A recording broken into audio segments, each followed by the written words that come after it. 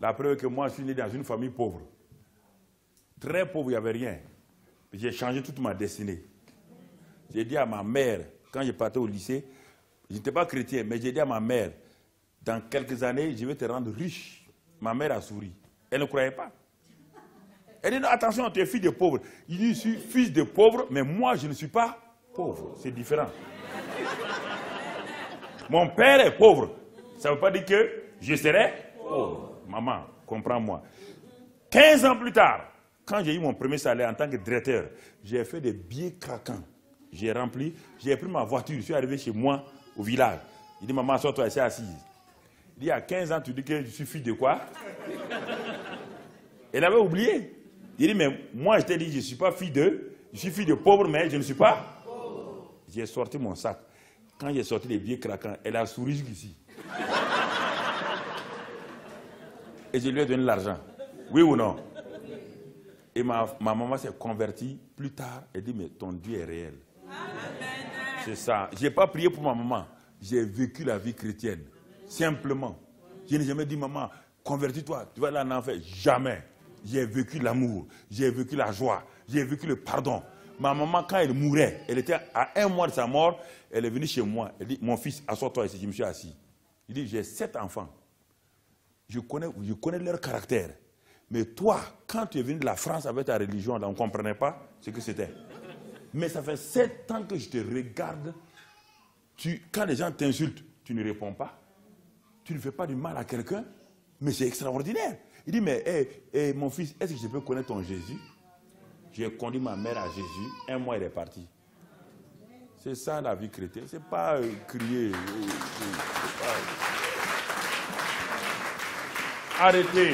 Arrêtez d'aller pleurer. Si vous partez gêner, vous venez et vous criez sur votre maman, comment elle va courir à votre jeûne? C'est ça. Ce monsieur-là, il est parti prier. Il voulait être patient. Il était impatient de sa femme. Il est parti jeûner. Il a jeûné 3 jours. 3 jours de jeûne. Ça ramollit votre langue. 3 jours de jeûne contrôle votre vie, oui ou non? Vous devenez comment? Faible, non? Il est parti à la maison, faible. Il arrive devant sa porte. Il dit, je suis délivré de la patience, l'impatience. Il arrive devant sa porte. Sa femme était partie au marché. Elle a fermé la porte, elle a amené la clé. Le monsieur était arrêté devant la porte. Elle vient de faire 3 jours de jeûne. Il vient de faire 3 jours de jeûne. Au commencement, il a commencé à chanter. Alléluia, alléluia. Gloire à Dieu, alléluia. 5 minutes après, la tension est montée. Alléluia. Après 10 minutes, il regarde sa bonne. Où elle est allée? Alléluia. 20 minutes après, tout était là. Ça remontait encore. Au bout d'1 heure, dès que la femme est arrivée, elle a vu la femme. D'où viens-tu comme ça? D'où viens-tu comme ça? Alors Dieu lui a dit, retourne aller jeûner encore. Retourne va jeûner, va jeûner. Retourne va jeûner. Comme tu aimes le jeûne, là, va jeûner. Il dit, si c'est ce que mon fils a fait, Jésus a fait là, si ça ne te libère pas, si c'est le jeûne là qui libère, je suis allé en Inde. Je suis allé en Inde. Il n'y a pas aucun peuple ne jeûne comme les Indiens. Je suis allé en Inde. Je suis allé à New Delhi, Madras, Bombay. Il n'y a pas un peuple sur la terre qui jeûne comme les Indiens.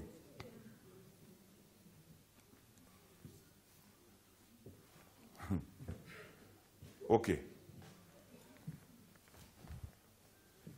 Il faut faire le jeûne intelligemment. Dieu l'a béni. Il est béni. Mais maintenant, cet homme-là, Samson, doit lui-même conserver sa consécration. Tant que le signe de la consécration sera sur sa tête, aux yeux de Dieu, il sera toujours quoi? Un homme consacré. Le jour qu'il enlève ça, il ne sera plus un homme. Alors, qu'est-ce que l'ennemi va faire? L'ennemi va tout faire pour que ce signe-là parte. Voici la seule difficulté que vous avez, c'est que l'ennemi veut enlever le signe de votre consécration de votre vie. La Bible dit, pour qu'il n'enlève pas, soumettez-vous à Dieu et résistez à qui? Et il fera quoi? Est-ce qu'on a dit de les chasser ici? Il dit, soumettez-vous à qui? Résistez à qui? Et le diable fera quoi? On vous donne un processus, vous laissez ça.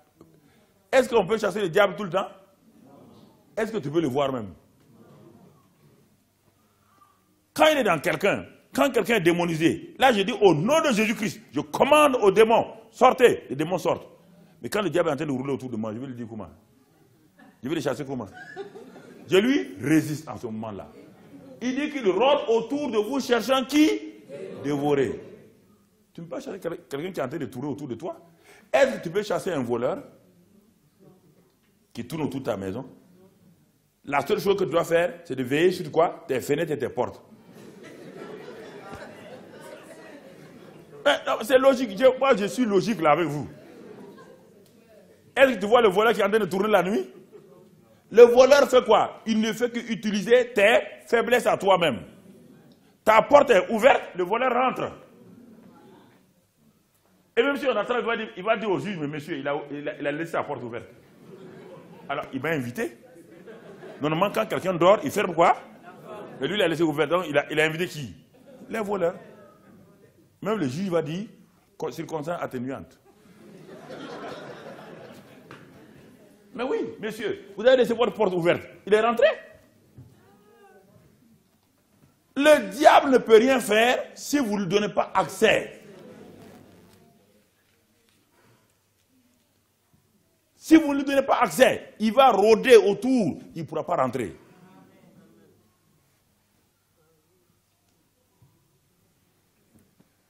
Alors, donc le diable a commencé à chercher, tourner autour de Samson.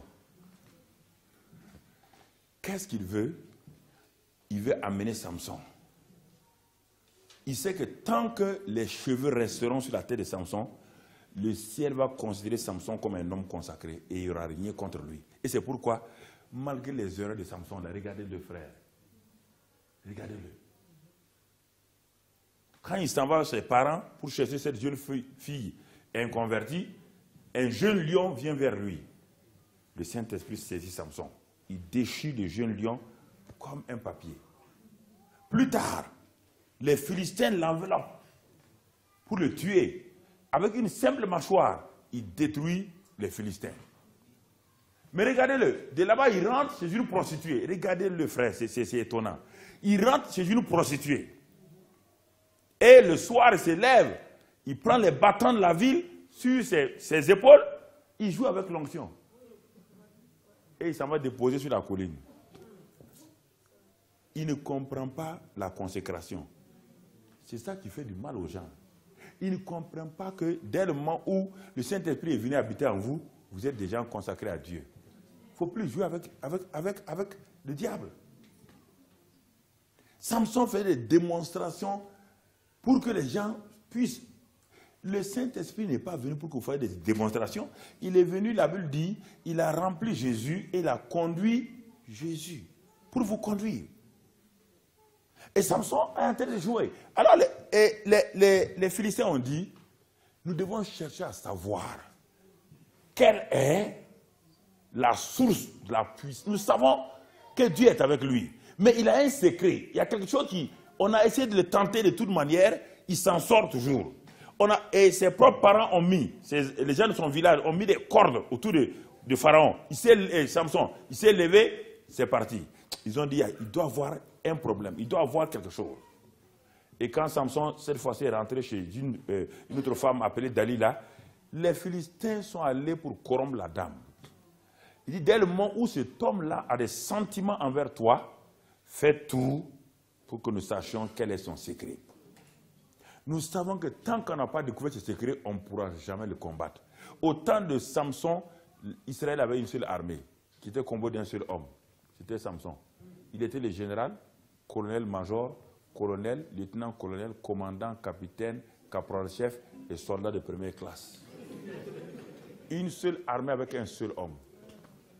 Lisez la Bible, il n'y avait pas d'armée, c'était lui seul. Et tout le monde avait peur de lui. Il était un homme consacré. Un homme consacré. Dès le moment où vous avez été converti, vous avez eu le Saint-Esprit, vous êtes consacré à Dieu. Mais qu'est-ce qui fait que vous n'allez pas opérer? Vous n'allez pas opérer pas vous laisser le diable, vous donner accès au diable et vous attrister le Saint-Esprit chaque fois avec des actes et des paroles que vous prononcez. C'est ça qui fait votre faiblesse. Et un jour, Dalila a dit à Samson, quel est le secret de ta puissance? Selon vous, qu'est-ce que Samson aurait dû faire? Il aurait dû faire quoi? Fuir, oui ou non? Est-ce qu'il a fui? Il n'a pas fui parce que maintenant, la chair a commencé à prendre une place. Quand la chair commence à prendre une place, les pensées charnelles, les raisonnements viennent. Quand Dieu dit ça, vous discutez avec Dieu. Non, quand même, on est au 21e siècle, il ne faut pas être trop sectaire, il ne faut pas être trop étroit de pensée. Quand vous commencez à parler comme cela, vous savez vous-même que quelque chose ne va pas dans votre vie. Vous le savez. Mais vous voulez faire semblant que Dieu est trop dur. Alors, il dit non, si on m'attache avec des cordes fraîches, ma puissance s'en va. Et Dalila s'en va acheter des cordes fraîches. On attache Samson. Et puis il dit, Samson, les Philistins sont sur toi. Il se lève et les cordes se cassent. Selon vous, Samson devait faire quoi? Donc il savait bien que Dalila voulait son mal. Est-ce qu'il s'est soumis à Dieu? Est-ce qu'il a résisté au diable? La consécration, c'est ça le problème. Il n'y a pas un d'entre vous ici qui, étant devenu chrétien, qui n'a pas été consacré à Dieu. Le Saint-Esprit est en vous. Mais que faites-vous de la parole de Dieu? La consécration dure lorsque la parole de Dieu est mise en pratique. Si la parole de Dieu n'est pas mise en pratique, la consécration s'envole comme la rosée qui s'envole, qui s'en va dès que le soleil se lève. Et la femme a tourmenté Samson. Elle a aiguisé ses sens naturels. Elle a aiguisé sa chair. Au moment où Samson était dominé par sa chair, la femme lui dit maintenant, donnant, donnant. Tu me révèles le secret, sinon il n'y a plus rien entre nous et nous. Et c'est ça qui fait tomber la plupart des chrétiens. En ce moment, désobéir à Dieu devient facile. On trouve que Dieu est trop dur. On trouve que vraiment le christianisme, quand même, la sainteté n'est pas aujourd'hui de mise. On trouve tout. Samson a trouvé que l'onction qui était sur lui n'a pas beaucoup de valeur. Samson a regardé, il a pesé les tenants, il a pesé la présence de Dieu, il a pesé l'onction de Dieu, il a pesé avec la satisfaction de sa chair. 5 minutes de plaisir, il a mis les deux dans les balances, il a trouvé que les plaisirs étaient plus lourds que la présence de Dieu. Dès que vous trouvez que les plaisirs de la chair, que les désirs, les convoitises des yeux, les trois qui ont fait tomber Adam et Ève, les trois que Satan a utilisés contre Jésus, les yeux, l'orgueil de la vie et tout cela, quand Satan vient contre vous à ces trois-là, si vous ne résistez pas, soyez sûr et certain que quelque chose va être endommagé dans votre vie.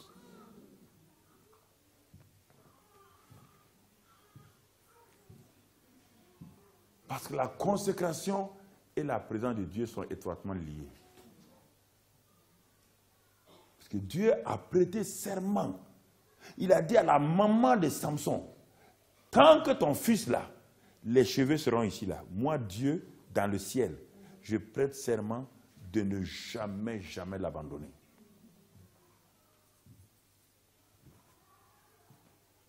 Et il dit à Dalila, le rasoir n'a jamais passé sur ma tête. Dès qu'il a dit cela, le ciel s'est fermé. Le ciel savait que le champion de Dieu va subir quelque chose de très très important. Va subir une tragédie, un drame mélangé, tragédie et drame mélangé, va se dérouler sur la terre comme le jour où Adam a pris son autorité et l'a transmise simplement à l'ennemi. Le ciel se ferma. Et rapidement, Dalila a endormi Samson. Dès le moment où tu révèles le secret, le Saint-Esprit ne peut plus opérer.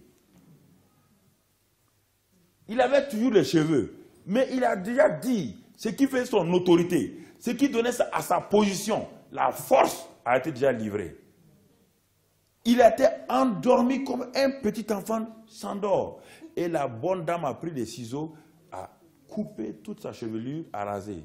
Et elle dit maintenant, Samson, les Philistins sont sur toi. Il dit, je me lèverai comme autrefois et je ferai. Il ne savait pas que l'Éternel, écoutez, très important ce soir-là. La partie importante, il ne savait pas que l'Éternel s'était retiré de lui. Il ne savait pas. Parce qu'il avait trouvé que Dieu n'avait pas le droit de faire ça. Il était habitué à la présence de Dieu. Il était habitué à l'onction. Il était habitué à ces choses-là. Il a pensé que c'était le devoir de Dieu de le protéger. Dieu n'a pas de devoir de vous protéger si vous ne restez pas sur son parapluie. Dieu n'a aucun devoir ni envers moi, ni envers toi, si tu refuses de rester sous son parapluie. Aucun devoir moral. Dieu n'a ça. Et il devient comme un simple homme. Et les Philistins le prirent et détruisirent ses deux yeux. Sa vision est partie. Il n'a plus de vision. Samson était un homme sans vision. Sans vue et sans vision. Les deux sont importants. La vue, c'est la fonction des yeux. La vision, c'est la fonction du cœur. Quand vous perdez les deux, c'est le plus grand drame que les nations, les gens ont perdu. Jeunes gens, vous qui êtes là, quelle est la vision que Satan a enlevée de votre vie? Vous regardez devant vous, il n'y a pas de vision, il n'y a pas de futur, il n'y a pas d'avenir. Pourquoi? Pourtant, il y a un avenir. Pourtant, il y a une vision claire et certaine. Mais pourquoi tant de jeunes chrétiens regardent et ils ne voient pas de vision autour d'eux? Ils ne voient rien. Tout est figé. Tout est horizon. Ils pensent que le gouvernement, ils mettent tout sur le gouvernement. Ce n'est pas vrai, frères et sœurs. Un enfant de Dieu, qui a la vision de Dieu, qui marche dans la connexion avec le Saint-Esprit, a toujours une vision de son futur. A toujours la vision importante. A toujours un futur. C'est ainsi que Samson acheva de façon terrible son ministère. Il n'a jamais pu libérer son peuple. Au contraire, les Philistins ont doublé la souffrance du peuple. Il n'a jamais pu accomplir son ministère. Le fait d'avoir un ministère est une chose. Le fait d'être consacré et de rester consacré jusqu'à la fin est une autre chose. La Bible dit que la fin d'une chose vaut mieux que son commencement. Ce n'est pas le fait que ce n'est pas le fait que vous exercez dans la puissance de Dieu aujourd'hui que vous pouvez aller là. En 1996-97, j'avais une onction puissante sur ma vie, bien-aimés frères et sœurs. Une onction à tel point que je sors, il y a ces cassettes-là, parfois j'ai honte de les regarder. Je sors, je prends un mouchoir, je dis aux gens de se lever, je prends le mouchoir, je frotte sur mon habit, comme ça. Tout le monde est là debout. Et quand je fais comme ça, tout le monde est à terre. La puissance de Dieu se manifestait. Je disais aux gens, bon, je disais par exemple, monsieur, venez ça. Il se lève, il marche, vient vers moi. À 1 mètre, 2 mètres de la chair, je dis, bon, je lève ma main comme cela, les gens partaient. Et un jour, à l'angle, tout juste à l'angle de la chair où je prêchais, comme cette chaire-là, cette strade-là, dans cet angle-là, j'étais en train de prêcher. La puissance de Dieu est venue sur moi. Sans me rendre compte, j'ai offensé le Saint-Esprit avec une parole. Je savais que c'était fini pour moi. Dès que j'ai dit ça, je savais que sous l'onction, il y a des paroles qu'il ne faut pas prononcer contre le Saint-Esprit. L'orgueil. Quand je suis descendu, la maladie a commencé dans mon poumon. Une pleurésie. 4 litres d'eau dans ce poumon. Les médecins m'ont tout fait pour me soigner. Ils ont fait toutes sortes de cortisone, ils ont tout mis. Les médecins français qui me suivaient avec d'autres professeurs ont dit à ma femme, ils n'ont jamais vu une maladie aussi bizarre. C'est un cancer, c'est une tuberculose, ils ne comprennent rien. Ils ont fait la ponction. 5 jours plus tard, le poumon est rempli. Dieu m'a dit, va te coucher, on va régler un problème. Non, écoutez-moi, c'est très important. Et ce dont j'avais peur, c'était ce que les gens allaient dire en ville. Cet homme-là prie pour les gens sont guéris. Cet homme-là, quand il prie des malades, toutes sortes de guérisons. Dans cette période-là, j'ai vu des aveugles voir, des sourds entendre. Tout ça, c'est sur cassette. J'ai vu la puissance de Dieu. Et me voilà couché maintenant. 15 jours, 1 mois, 2 mois. J'ai dit à Dieu, Seigneur, qu'est-ce que les gens vont dire? Il dit, bon, plus tu vas t'inquiéter de ta réputation, plus tu resteras dans ce lit. Dieu a commencé à travailler ma vie, frère. Il a commencé à opérer mes sentiments qui ne lui plaisaient pas. Il m'a dit, appelle les anciens de l'église. Il les a appelés. Fais-les asseoir dans le salon. Ils sont venus s'asseoir. Il dit, dis-leur, tout ce que tu as fait qui n'est pas bien, entre vous, j'ai confessé. Ils ont prié pour moi. Dieu dit, c'est pas fini. Il dit, tes enfants, tu crois que tu es un bon père? Tu crois ça? Il dit, oui. Appelle tes enfants, ta femme, appelle-les. Va te coucher. Les enfants sont venus. Ils ont commencé un à un. Le plus jeune. Il dit, mais qu'est-ce que tu parles de papa? Il dit, ah, papa, il aime crier, il aime ceci, il aime cela. Quand il a fini, la deuxième, en commençant par le bas, la fille. Ensuite, le garçon, un autre garçon, parce que j'ai 2 filles, 2 garçons. Ensuite, la première. J'étais couché dans mon lit, j'entendais ce que les enfants voyaient en moi, mais je transpirais. J'étais totalement mouillé des réflexions de ce que mes enfants disaient sur moi-même. Pasteur de la plus grande église, faisant des miracles, faisant des croisades partout. Sa propre famille le lavait et j'étais lavé, posé là. Dieu me dit, c'est la plupart de vos... C'est ça mes serviteurs. Quand les enfants ont fini, il restait le gros morceau. C'est qui? La femme. Mais oui. Ah. Pour qu'elle ne continue pas, j'ai dit, est-ce que tu as quelque chose à dire? Elle a eu pitié de moi. Elle dit, tu as vu ce que je t'ai dit? Tu es pasteur, tu es homme de Dieu. Mais regarde ce que les enfants parlent de toi. Tes propres enfants, regarde ce qu'ils ont dit là. Si moi j'ajoute, tu seras découragé. Il dit, bon, je te libère, vas-y. Écoutez, la plupart des femmes qui sont ici, ok. Si on dit de parler de leur mari, je crois qu'elles vont remettre la tête, ils vont dire au revoir, puis ils vont continuer. Un jour, un homme de Dieu prêchait. Il prêchait. Les gens étaient contents. Il était venu à sa femme. Quand il sortait, il priait pour les gens. Les gens sont venus vers sa femme. Il dit, oh madame, vous avez un très bon mari. Un bon mari. Vraiment, votre mari est excellent. Ouh là là, mais c'est... Elle fait... Les gens continuent à la suivre. Il dit, madame, mais votre mari est excellent. Elle est partie. Et vous voulez que je parle, non? Si je parle, vous n'allez même plus venir à sa réunion. Vous n'allez plus venir à ses réunions. Les gens confondent l'onction et le caractère. C'est le caractère qui garde l'onction. Si le caractère n'est pas consacré, l'onction s'en va facilement comme la rosée qui s'élève. L'onction va perdurer. Quand j'ai fait 3 mois, 4 mois, 5 mois, 6 mois. Là, maintenant un jour, Dieu me dit, bon, j'ai fini. Maintenant, tu es guéri. Va en Guinée. J'ai dit à ma femme, je m'en vais en Guinée. Il me dit, mais tu as de l'eau ici encore. Il dit, non, Dieu m'a déjà guéri. Je suis allé en Guinée, je prêchais des miracles à Conakry. Ensuite, à Zérékoré en forêt. Dieu guérissait les gens. Mais je venais me coucher, j'ai tout fait. Parce que le poumon était rempli. Mais Satan me dit, tu vas mourir en Guinée ici. Je dis, je ne mourrai pas. Frère, quand je suis revenu de la Guinée, 3 jours, 4 jours plus tard, j'ai respiré normalement. J'ai dit, mais qu'est-ce qui se passe? Tout était parti, guéri instantanément. Vous comprenez? C'est ça qui va arriver à Samson. Samson était esclave maintenant.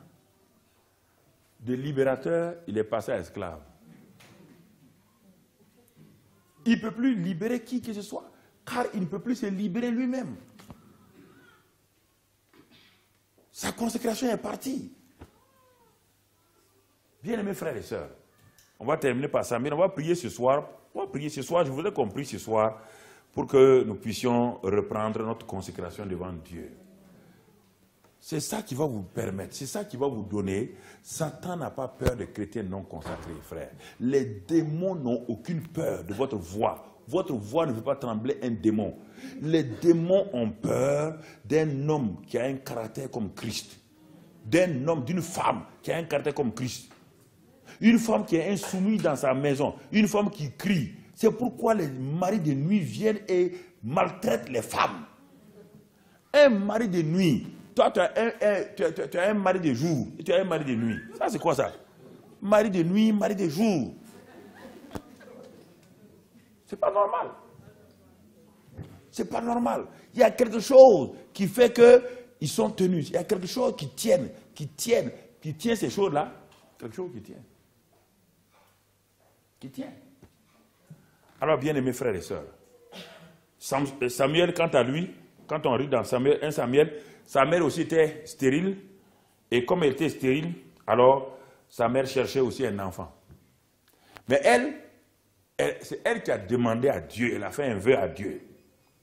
Elle dit à Dieu, si tu me donnes un enfant, je vais te le consacrer et je fais le vœu que le rasoir ne passe jamais sur ta tête. Vous trouvez dans 1 Samuel 1. Oui. Quant à Samson, ça, c'est Dieu qui a dit soit consacré. Mais Samuel, ça c'est la maman qui a demandé. Et s'il me donne un enfant, je vais te donner cet enfant, il sera consacré. Donc Dieu a exaucé et l'enfant est venu. Quand l'enfant est venu, nous allons lire. Après Juge, on a Samuel. Après le livre de Juge, on a Samuel.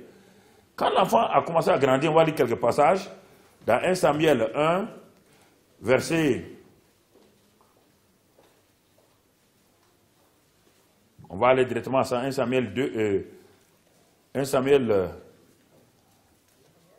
1, verset 12. Verset 12, regardons rapidement, verset 12 et 13.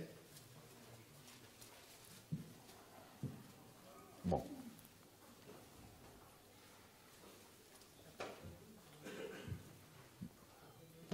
Si vous avez ça, bon, c'était Anne qui parlait dans son cœur.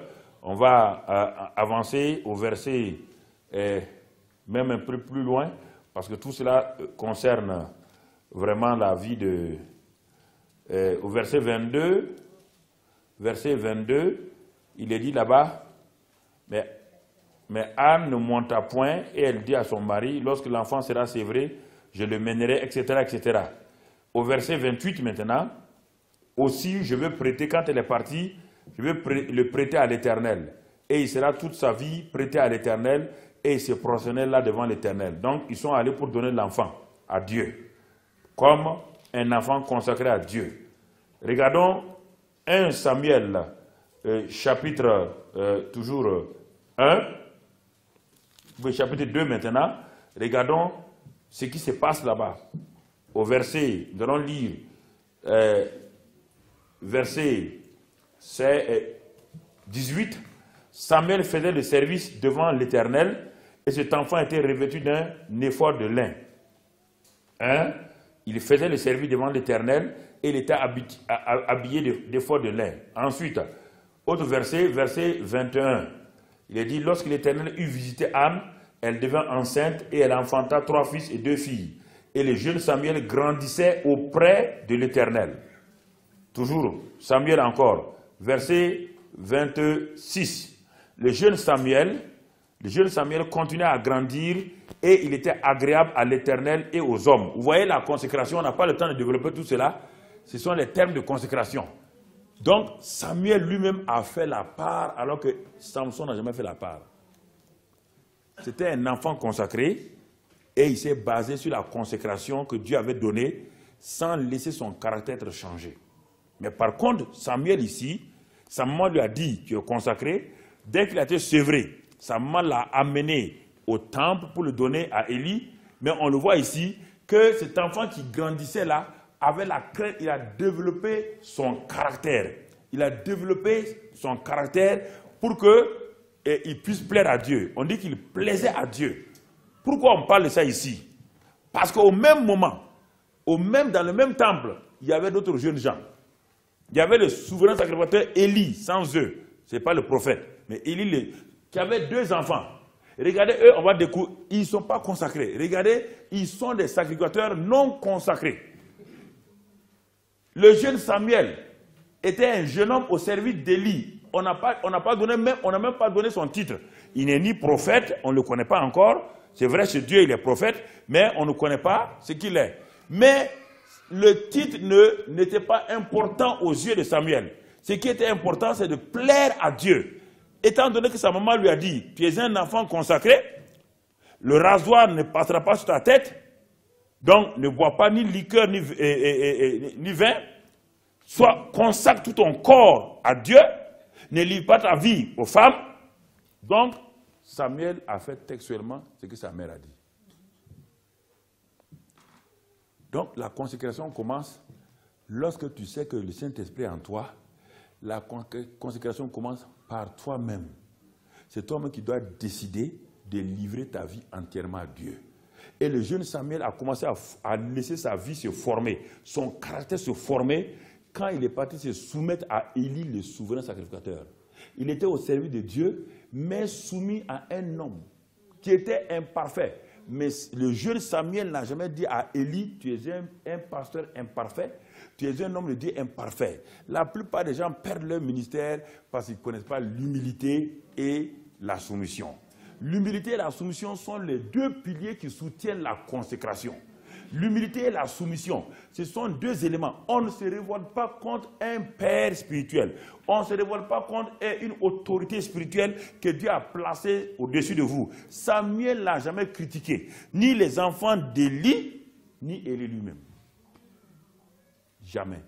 Ça ne se fait pas dans le monde spirituel de Dieu. Jamais. Et pourtant, les enfants d'Élie, regardons-le, ils sont sacrificateurs. Ils ont un titre plus élevé que Samuel. Regardons-les au verset 12. Toujours de 1 Samuel 2, les filles d'Élie étaient les hommes pervers. Ils ne connaissaient point l'Éternel. Et voici quelle était la manière d'agir de ces sacrificateurs, vous voyez bien, à l'égard du peuple. Lorsque quelqu'un offrait un sacrifice, le serviteur et du sacrificateur arrivaient au moment où l'on faisait cuire la chair, et tenant là à la main une fourchette et à 3 dents. Vous voyez bien? Et verset 17, ces jeunes gens se rendaient coupables devant l'Éternel d'un très grand péché parce qu'ils méprisaient les offrandes de l'Éternel. Ils étaient complètement le contraire de Samuel. Dans une même église locale, voici 2 jeunes pasteurs qui sont déjà pasteurs consacrés, qu'on a consacrés selon les termes. Mais ils ne vivent pas la consécration. Ils couchaient avec les femmes.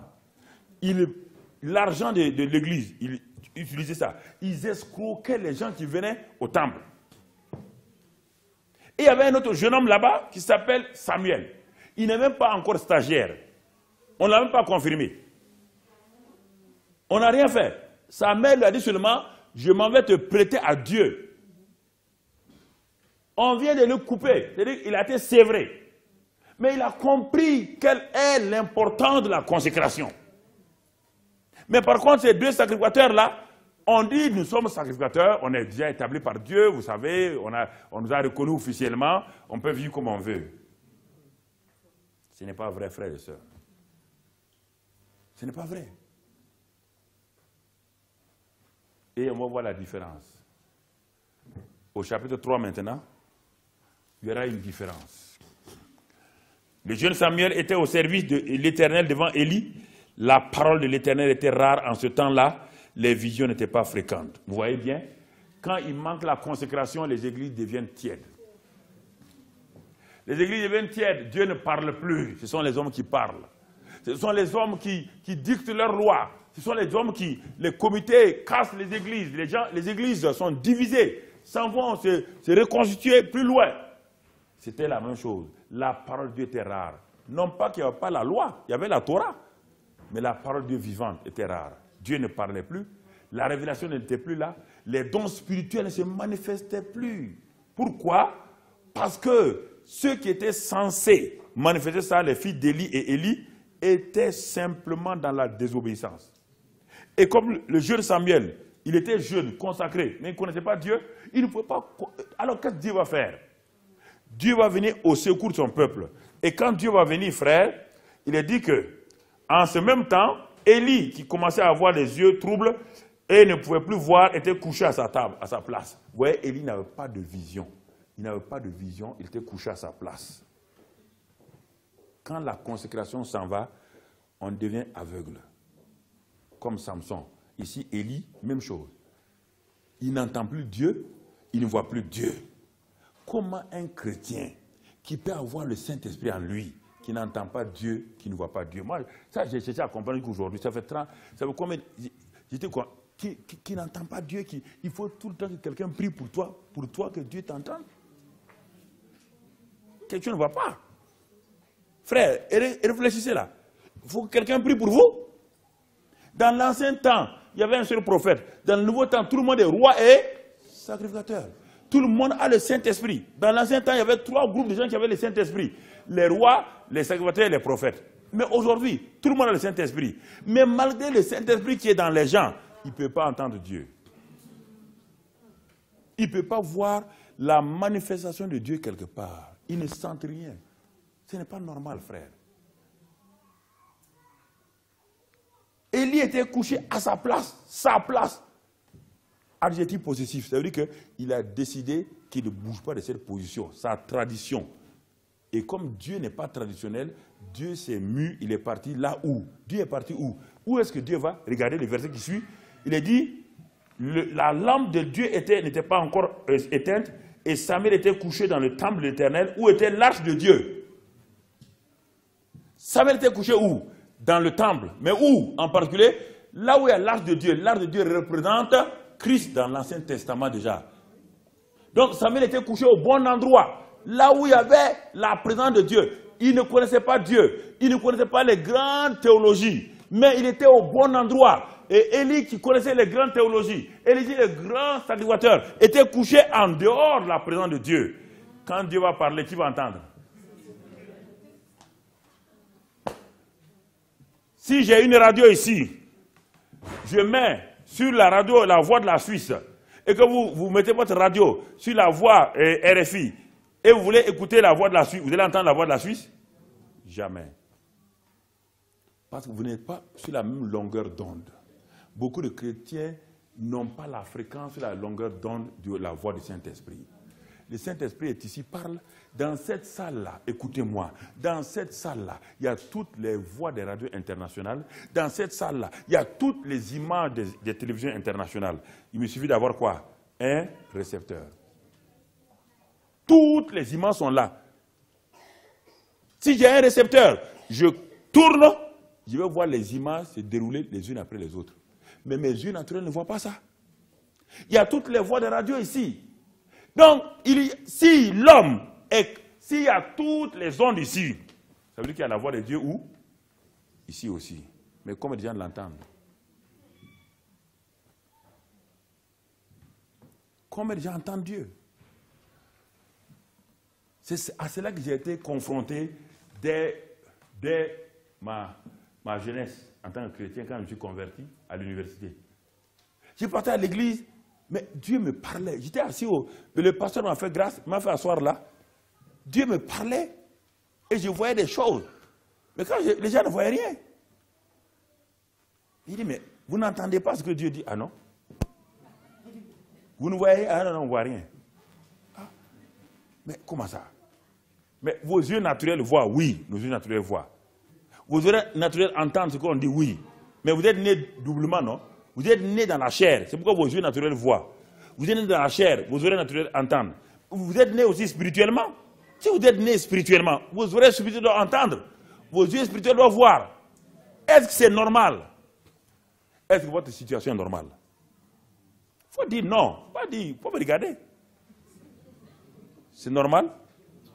Tu n'entends pas Dieu. Tu ne vois pas Dieu. Tu ne vois pas la manifestation du royaume. C'est normal? Je ne comprends pas. Mais pourtant, quand tu ne vois pas, tu cours vite chez qui? Quand tes yeux sont brouillés, tu cours chez qui? Quand tes oreilles n'entendent plus, tu vas où? Au réel. Mais pourquoi tu ne parles pas au Saint-Esprit? Il va opérer tes oreilles. Mais je ne comprends pas. Pourquoi naturellement vous allez dans la logique et quand il s'agit des choses spirituelles, là, tu ne vois pas, tu n'entends pas Dieu. Dieu parle. Dieu parle. La preuve que Dieu a parlé, quand Dieu a parlé, qui a entendu? Samuel. Parce qu'il était au bon endroit. Il était au bon endroit.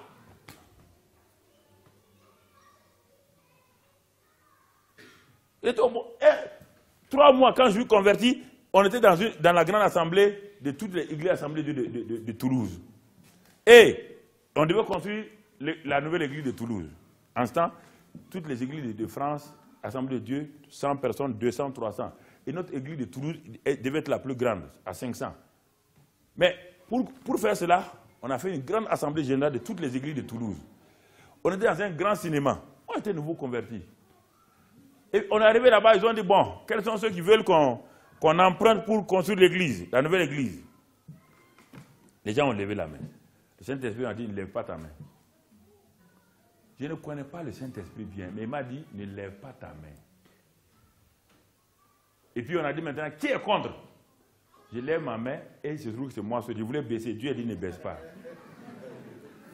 Et mon pasteur, qui me dit, Mamadou, mais pourquoi tu ne veux pas qu'on emprunte?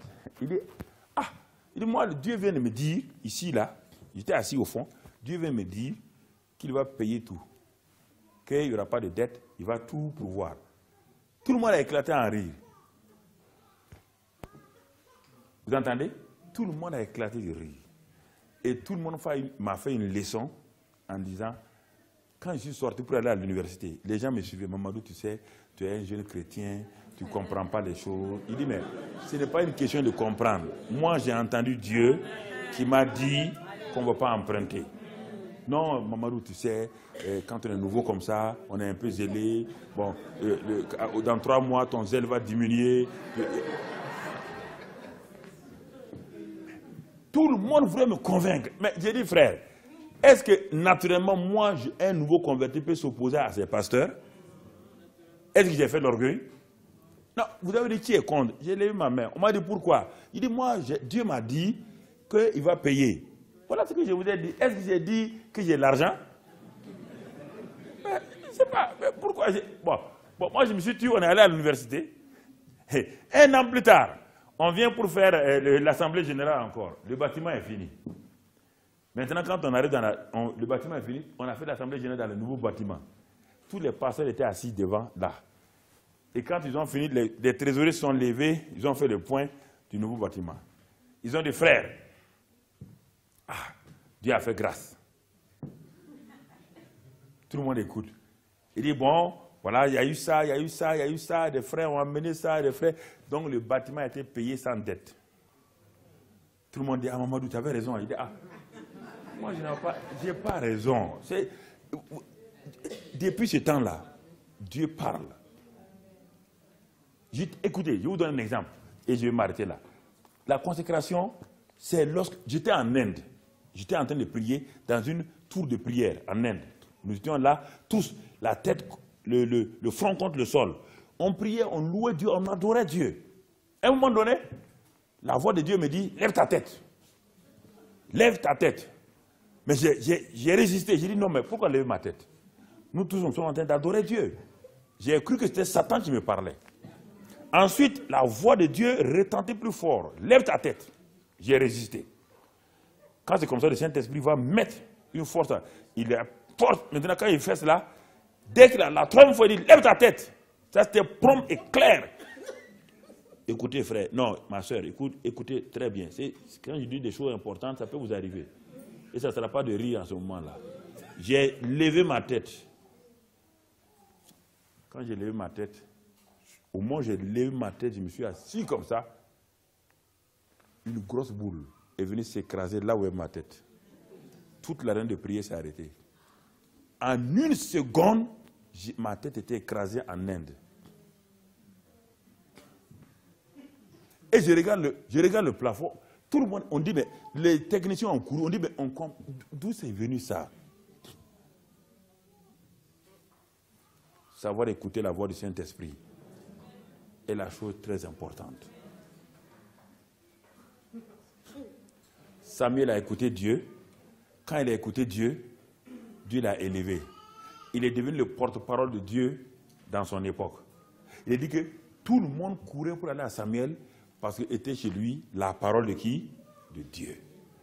Quand les gens voulaient consulter Dieu, tout le monde allait où? Chez Samuel. Parce qu'on savait qu'il avait la parole de Dieu.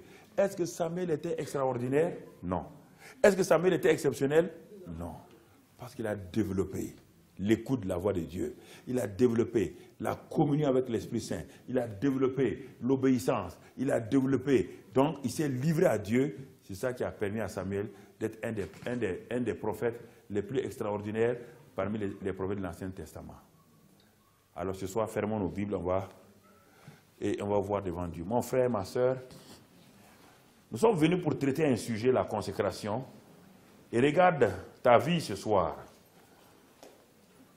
Dès le moment où tu as été converti à Christ, où le Saint-Esprit est venu en toi, il a fait de toi le temple de Dieu. N'oublie pas cela. La Bible dit que tu es le temple du Saint-Esprit. Et que le Saint-Esprit habite en toi. Et comme le Saint-Esprit habite en toi, comment as-tu traité le Saint-Esprit? Quelle a été ta relation avec le Saint-Esprit? As-tu maltraité le Saint-Esprit? As-tu simplement fait ta propre volonté? Tu vois qu'aujourd'hui, ta vie chrétienne est très faible.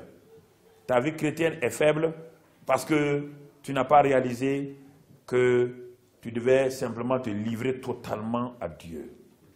Alors, quel est le domaine de ta vie où Dieu te parle ce soir, maintenant? Où le Saint-Esprit te parle? Quel est le domaine de ta vie? Est-ce l'intimidation des gens? C'est-à-dire que chaque fois que Dieu te parle, tu refuses d'obéir parce que tu crois que les gens ne croiront pas en toi. Tu penses que les gens vont te rejeter. Alors prends autorité sur l'esprit d'intimidation ce soir. Et dis à l'esprit d'intimidation toi désormais tu vas obéir à Dieu. Tu vas obéir à Dieu. Tu ne vas plus faire ce que les gens te disent de faire. Si ce n'est pas ainsi, s'il y a des domaines dans ta vie où tu ne pratiques pas, tu n'obéis pas à Dieu, quels sont ces domaines-là? Dis à Dieu que tu livres. Sont tes enfants que tu ne veux pas livrer à Dieu? Élie n'a pas voulu livrer ses enfants à Dieu. À la fin, ses 2 enfants sont morts violemment. Est-ce que tu as peur de livrer tes enfants, de consacrer tes enfants à Dieu? Est-ce que tu as peur de consacrer ton mari à Dieu? Tu dis, si je consacre mon mari à Dieu, et si après Dieu me l'arrache, Dieu ne l'arrachera pas. As-tu peur de consacrer ton travail à Dieu? Tu as un bon travail, mais tu dis, là où je suis, là, ça ne va pas du tout. Et si je consacre ça, il se peut que Dieu me dise d'abandonner le travail. Quelle est la partie de ta vie que tu n'as pas consacrée à Dieu? Quelle est la chambre que tu n'as pas ouverte à Dieu et que tu dois ouvrir ce soir? C'est une affaire personnelle, mon frère. Est-ce que ce soir, tu veux abandonner? Et tu peux dire, entre tes mains, j'abandonne cette chose-là, Seigneur. Prends tout, Seigneur, ce soir. Entre tes mains, j'abandonne tel aspect de ma vie où je n'ai pas consacré encore. Entre tes mains, j'abandonne tel aspect. Tu continues à venir à l'église, mais regarde, tu n'as pas de joie. Quand tu quittes l'église, tu perds la joie. Tu es seulement heureuse quand tu es à l'église. Quand il y a des bons chants, quand il y a un bon message, tu es heureux. Mais dès que tu quittes l'église, la tristesse vient, la souffrance vient, ma soeur, mon frère. Alors ce soir-là, Dieu veut te guérir. Si tu lui consacres ton corps, si tu dis à ce Dieu ce soir, que ce corps qui est rempli de tumeurs là, je vais te le consacrer et je vais te donner ce corps pour vraiment t'obéir. Ce soir, Dieu va guérir cette tumeur-là et tu vas rentrer chez toi à la maison tranquille. Si tu veux que Dieu guérisse ton corps ce soir, c'est pour aller continuer à jouir des plaisirs de ce monde-là, Dieu ne le fera pas parce que Dieu ne veut pas guérir un corps pour que tu continues à le livrer à Satan. Est-ce que tu prends la décision ce soir? Et si tu es malade, si tu veux livrer ton corps, il dit livre ton corps, livre vos corps à Dieu comme un sacrifice vivant, sain, agréable. Si tu fais ça ce soir, Dieu va guérir ton corps. Et alors, ce corps-là va appartenir à Dieu. Tu vas être quelqu'un, un intercesseur. Tu vas livrer ta vie. Entre tes mains, j'abandonne tout ce que j'appelle mien. Si tu fais ces choses-là, mon frère, si tu fais ces choses-là ce soir, tu verras que Dieu va manifester sa grâce envers toi. Si ta vie n'est pas dans la joie, si ton travail n'est pas ton travail, si tu veux tout abandonner, tu peux le faire ce soir. Quel est l'aspect de ta vie que tu n'as pas encore livré à Dieu?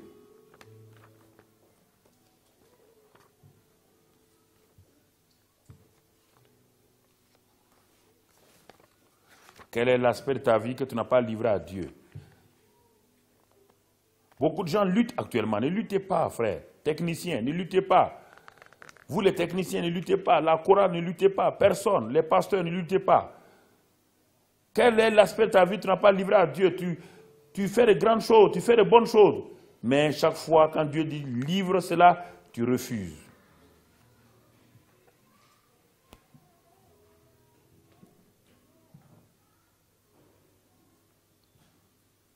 Entre tes mains,